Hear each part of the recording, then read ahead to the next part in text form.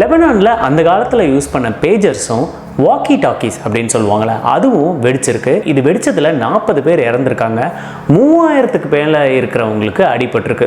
இதை தான் மாடர்ன் சைபர் வார்ஃபேர் அப்படின்ட்டு சொல்கிறாங்க. சைபர் வார்ஃபேர் அப்படின்றது போரில் வந்துட்டு டெக்னாலஜியை யூஸ் பண்ணி சண்டை போடுறது. ஸோ அந்த மாதிரி இருக்கும்போது ரீசெண்டாக நிறைய வாரில் வந்துட்டு ட்ரோனை வந்து யூஸ் பண்ணி அட்டாக் பண்ணாங்க. ஆட்டோமேட்டிக்காக ட்ரோன் துரத்தி போயிட்டு நிறைய பேரை கொண்டுச்சு. ட்ரோனை வந்துட்டு ரோபோட்ஸ் வந்து கண்ட்ரோல் பண்ணுச்சு. ட்ரோனை வந்துட்டு மேன் வந்து கண்ட்ரோல் பண்ணாங்க. ஸோ ஆளுங்க எங்கேயோ ஒரு இடத்துல இருந்துட்டு இன்னொரு ஆளுங்களை வந்து கொண்டுட்டு இருந்தாங்க. அதுவே வந்து ரொம்ப கொடூரமாக இருந்தது. இந்த வார் வீடியோஸ்லாம் நீங்கள் பார்த்துருந்தீங்கன்னா உங்களுக்கு தெரிஞ்சிருக்கும். அவ்வளோ லட்சக்கணக்கான பேரை ட்ரோன் துரத்தி கொண்டுச்சு. அவங்களுக்கு பாவமே இல்லாமல் அவங்க மேலே பெரிய பெரிய பாம்பை போட்டு அவங்கள துடிக்க சாவடிச்சுது. இந்த அளவுக்கு கொடூரமான விஷயம்லாம் நடந்துகிட்டு இருக்குது.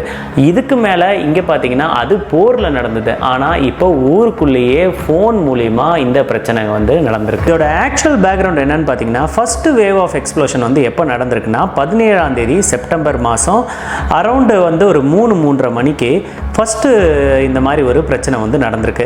இது வெடிச்சும் போது என்ன ஆயிருக்குன்னா 12 பேர் வந்து இறந்துருக்காங்க. இதில் பார்த்தீங்கன்னா 2 பேர் வந்து அந்த ஹெஸ்போலா மெம்பர்ஸ் அப்படின்ட்டு சொல்லுவாங்க. ஹெஸ்போலா அப்படின்றவங்க லெபனானில் ஒரு பொலிட்டிக்கல் பார்ட்டி ஓன் பண்ணுற ஒரு குரூப் அப்படின்றத வச்சுக்கலாம். ஃபர்ஸ்ட் வேவ்லேயே 2 ஹெஸ்போலா மெம்பர்ஸும் 2 குழந்தைங்களும் வந்து இறந்துருக்காங்க. மோர் தென் 2750 பேர் வந்து இதில் அடிபட்டு பாதிச்சிருக்காங்க. இதுக்கப்புறம் செகண்டாக இதே சம்பவம் ஒன்று நடந்திருக்கு. அது என்னைக்குன்னு பார்த்தீங்கன்னா 18ஆம் தேதி நடந்திருக்கு. 18ஆம் தேதி இந்த செகண்ட் வேவ் வந்ததில் ஆல்மோஸ்ட் 30 பேர் இறந்திருக்காங்க. 750க்கு மேலே இருக்கிறவங்க 10 பேர் காயப்பட்டிருக்காங்க. இந்த பிரச்சனை செல்ஃபோனாலையா அப்படின்னு நீங்கள் கேட்டிங்கன்னா இது வந்து ஆக்சுவலாக செல்ஃபோன் கிடையாது, பேஜஸ்.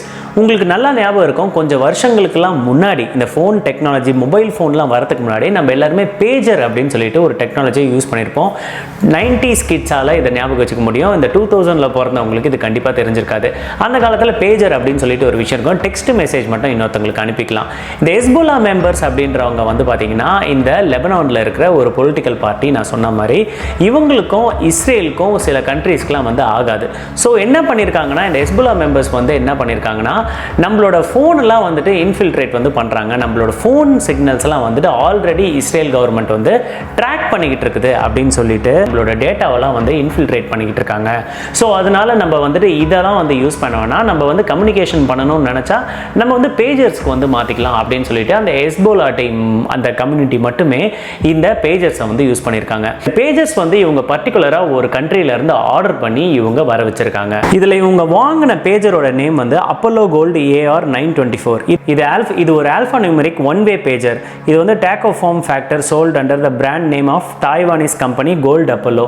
தாய்வானில் இருந்து தான் இந்த பர்டிகுலரான இந்த பேஜரை வந்துட்டு அவங்க மேனுஃபேக்சர் பண்ணி வந்திருக்காங்க. இதில் இன்னொரு ட்விஸ்ட் என்னன்னா இஸ்ரேலியோட இன்டெலிஜென்ஸ் சர்வீசஸ் அப்படின்னு ஒன்று இருக்குது. அது பேர் மொசாட் அப்படின்ட்டு சொல்லுவாங்க. இந்த மொசாட் குரூப் தான் என்ன பண்ணியிருக்குன்னா இந்த பேஜர்ஸ்குள்ள இந்த எக்ஸ்ப்ளோசிவான பேட்டரியை வந்துட்டு இன்டெகிரேட் பண்ணி அவங்க ஹெஸ்போலா குரூப்புக்கு வந்து சோல்டு பண்ணியிருக்காங்க அப்படின்ட்டு ஒரு நியூஸ் வந்து வந்திருக்கு. ஸோ ஆல்மோஸ்ட் எதிரி தான் வந்து இவங்களுக்கு இந்த டிவைஸையே வந்து சேல் பண்ணியிருக்காங்க.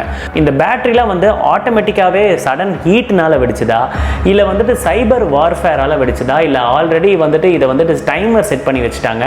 இந்த பர்டிகுலர் டேட்டில் இதெல்லாம் வெடிக்கணும், இந்த பர்டிகுலர் டேட்டில் இதெல்லாம் வெடிக்கணும்னு சொல்லிட்டு டிசைன் பண்ணி சைபர் வார்ஃபேர் மாதிரி பண்ணி இதை வந்துட்டு இந்த பிரச்சனையை வந்து உருவாக்குனாங்களா அப்படின்றது இன்னமும் டவுட்டாக தான் இருக்குது. செல்ஃபோன் பேட்டரி வெடிச்சுதான் இவ்வளோ பெருசாக ஆகுதா அப்படின்னு நீங்கள் நினச்சிங்கன்னா அதுதான் இல்லை. இதில் நான் சொன்ன PETN அப்படின்றதோட ஃபுல் ஃபார்ம் என்னன்னா பென்டா எத்ரிட்டால் டெட்ரா நைட்ரேட் அப்படின்ட்டு இதை சொல்கிறாங்க. இதை வந்து பென்டா அப்படின்னு சொல்கிறாங்க. PETNன்றது ஒரு பிளாஸ்டிக் எக்ஸ்ப்ளோசிவ். இது வந்து மெயின் இன்கிரீடியன்ட்டே வந்துட்டு RDXோட மெயின் இன்கிரீடியன்டான செம்டெக்ஸ் அப்படின்றது வந்து இதில் வந்துட்டு மிக்ஸ் ஆகிருக்கு. இந்த மெட்டீரியல் தான் அந்த பர்டிகுலரான பேஜர் டிவைசஸ்குள்ளேயும் வாக்கி டாக்கிக்குள்ளேயும் வந்து இன்க்ளூட் வந்து பண்ணியிருக்காங்க. ஆனால் வந்துட்டு ஒரு குரூப் என்ன சொல்லுதுன்னா இது வந்து கம்ப்ளீட்டாக சைபர் வார்ஃபேர் தான், அவங்க இஸ்ரேலி வந்து கம்ப்ளீட்டாக எங்களை டார்கெட் பண்ணி அழிக்கணும்னு சொல்லிட்டு தான் இந்த மாதிரி ஒரு விஷயங்கள் பண்ணியிருக்காங்க. ஆல்மோஸ்ட் 4000 பேர் கிட்ட எக்கச்சக்கமான இடத்துல இந்த குண்டு வந்து அங்கங்கே வெடிச்சிருக்குது. ஏகப்பட்ட பேர் வந்து காயப்பட்டிருக்காங்க. இதுக்கு லெபனான் வந்து திரும்பவும் ஹேர் ஸ்ட்ரைக்லாம் பண்ணியிருக்கு. அதுக்கு இஸ்ரேலும் திரும்ப ஹேர் ஸ்ட்ரைக் பண்ணியிருக்கு. இந்த பிரச்சனை சிரியாலையும் இஸ்ரேல்லையும் லெபனான்லையும் நிறைய இடத்துல இந்த பிரச்சனை வந்து நடந்ததுனால இந்த இடம் இப்போ கொஞ்சம் பரபரப்பாக வந்து போயிட்டு இருக்கு. இது வந்துட்டு இஸ்ரேலியோட டிஃபென்ஸ் மினிஸ்டரே வந்து சொல்லியிருக்காரு, new type of cyber warfare வந்து உருவாகி இருக்குது இஸ்ரேலுக்கும் லெபனானுக்கும் நடுவில் அப்படின்னு சொல்லிட்டு.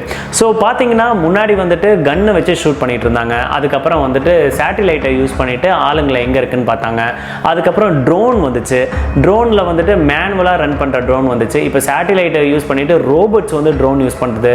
ட்ரோனை யூஸ் பண்ணி இன்னொரு ஆளுங்களை அட்டாக் பண்ணி பாம்பு போட்டு கொள்கிற அளவுக்கு ட்ரோன் வந்து டெவலப் ஆகிட்டு வந்துடுச்சு. பார்த்தீங்கன்னா செல்ஃபோன் மேனுஃபேக்சரிங்குள்ளே இப்போ பார்த்தீங்கன்னா செல்ஃபோன் பேஜர் மேனுஃபேக்சரிங்குள்ளேயே உங்களுக்கு எந்த டைமில் அந்த ஃபோன் வந்து வெடித்து ஆள் இறக்கணும் அப்படின்ற அளவுக்கு எக்ஸ்ப்ளோசிவ்ஸை செட் பண்ணி இப்போது மாடர்ன் வார்ஃபேர் வந்து நடந்துக்கிட்டு இருக்கு. இன்னும் போக போக இந்த வார்ஃபேர் வந்து இன்னும் அட்வான்ஸ்ட் ஆகி தான் போகும்.